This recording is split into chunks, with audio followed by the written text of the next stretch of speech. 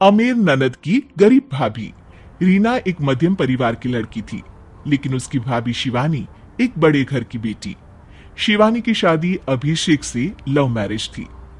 अरे भाभी, ये कितना अच्छा सूट पहना है आपने। काश ऐसा मैं भी पहन पाती। अरे क्यों नहीं रीना, वैसे भी तुम्हारा और मेरा नाम तो एक ही है, जब मन करे पहन लेना। भाभी, आपको आपके पापा ने कितने अच्छे कपड़े गहने दिए हैं। मैं उनकी इकलौती बेटी जो हूं। बेटी तो मैं भी इकलौती हूं, लेकिन क्या करे, पापा है नहीं, पता नहीं कैसे होगी मेरी शादी।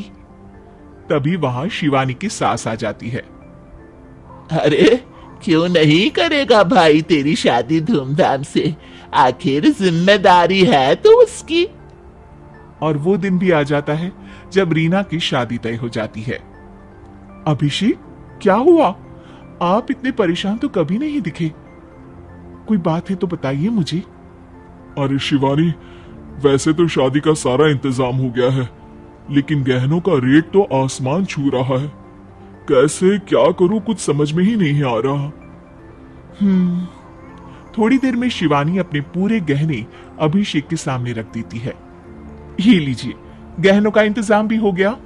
अरे नहीं नहीं शिवानी, मैं ये गहने किसी हालत में भी नहीं ले सकता। ये तुम्हारे पिता ने तुम्हें दिया था, और तुम हो कि। तभी वहां सास आ जाती है।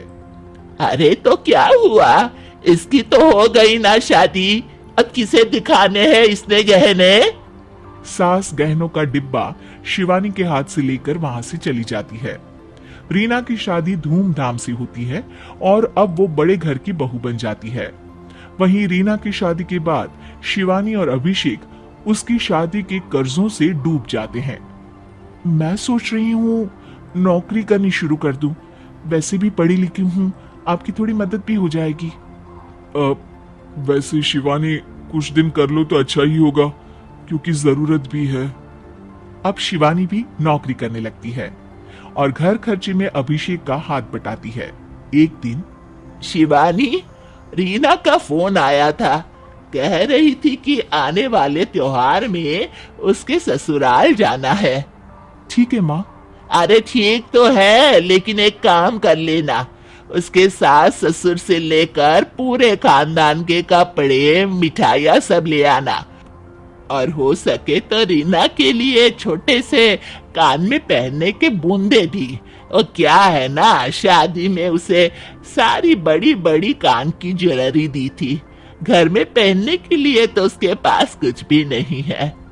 शिवानी सोच में पड़ जाती है कि वो क्या करे, क्योंकि कर्जों और घर के खर्चों के बाद तो पैसे बचते ही नहीं थे। शिवानी फिर अपने पिता को फोन करती है और उनसे पैसे मांगती है। देखो शिवानी, मैंने तुम्हें शादी के वक्त ही मना किया था कि ऐसे घर में शादी करनी ही नहीं चाहिए। अरे अभिषेक को शर्म आनी चाहिए जो ससुराल से पैसे मंगवा रहा है। शिवानी को पिता की बात पर गुस्सा आ जाता है। आप मेरे पिताजी हैं और मैं परेशान थी इसलिए आपसे मदद की उम्मीद की पापा। अभिषेक को तो पता भी नहीं है कि मैंने आपसे पैसे मांगे हैं। शिवानी सोचती है कि वो अभिषेक से बात करे, लेकिन फिर उसे लगता है कि वो टेंशन ले लेगा। तभी शिवानी की नजर हाथ के कंगन पर पड़ती है, सीधे बाजार जाती है और उसे बेचकर ननद के घर ले जाने का सारा सामान लेकर आती है और सास के सामने रख देती है।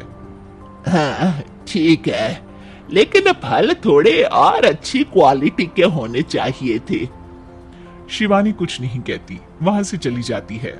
एक दिन शिवानी, रीना का फोन आया था, बहुत रो रही थी।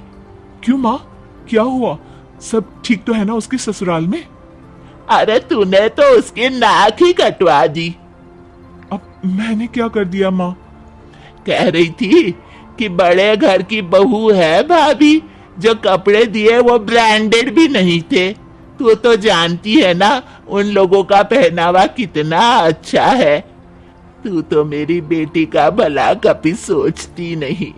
हाय भगवान, अरे बड़े घर की बहू है, इसी बात की जलन है ना तुझे, लेकिन याद रख मेरी बेटी का सोचने के लिए भगवान है, तुम लोग कभी उसका बुरा नहीं कर पाओगे।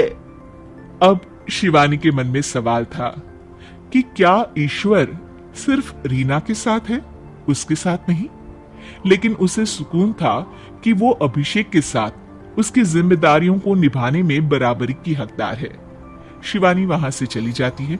वो सास से कुछ नहीं कहती, क्योंकि अमीर घर की बहू बनकर रीना को भले ही सुकून ना हो, लेकिन गरीब घर की बहू बनकर शिवानी खुश है। क्योंकि खुशी पैसों से नहीं, परिस्थितियों पर निर्भर करती है।